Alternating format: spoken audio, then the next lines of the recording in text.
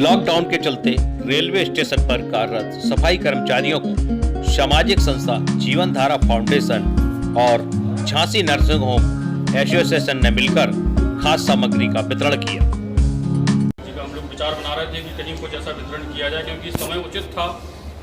अभी सबको आवश्यकता भी है, जो नीडी लोग हैं। तो सर ने जैसा कहा, तो अपनी जो एनजीओ है जीवन धारा फाउंडेशन की ओर से मैं सर के जो है सहयोग से DRCC का मेंबर भी हूँ। इस दौरान GRP और RPF पुलिस बल, स्टेशन निदेशक राजाराम राजपूत, प्रबंधक CL Ahirwar, RPF commandant Umakant Tiwari सहित तमाम लोग मौजूद रहे।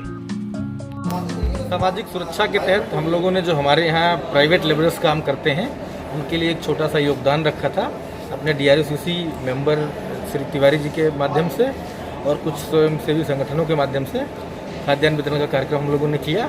और ऐसे वक्त में जब उनको सबसे ज़्यादा ज़रूरत है, एक छोटा सा हमारी तरफ से प्रयास था। हमने क्या किया, हमारी टीम ने, तिवारी जी ने और बाकी जैन साहब ने, नर्सिंग होम एसोसिएशन मिलके रेलवे के साथ में हम लोगों ने इस तरह का कार्य किया। आज कितने लोगों की किस तरह से मदद की गई है? ये रेलवे स्टेशन पर कार्यरत सफाई कर्मियों को रेल प्रशासन के आग्रह पर करीब 100 लोगों को हम लोगों ने झांसी नर्सिंग होम एसोसिएशन और जीवन धारा फाउंडेशन एवं मैं स्वयं DRCC का मेंबर हूँ यहाँ झांसी में।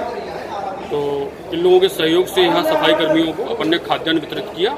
इसमें आटा, दाल और चावल रहा और मैं आगे भी वचनबद्ध हूँ, अगर आगे रेलवे की ओर से ऐसा कुछ आदेश आता है तो मैं उसका भी पालन करने का पूरा प्रयास करूँगा। जीवन धारा फाउंडेशन के साथ में मिलके यहाँ पे करीब 70 जो स्वच्छता कर्मचारी हैं उनको बहुत हल्की छोटी सी मदद दे रहे हैं ताकि वो अपने परिवारों का कुछ तो भरण पोषण कर लें।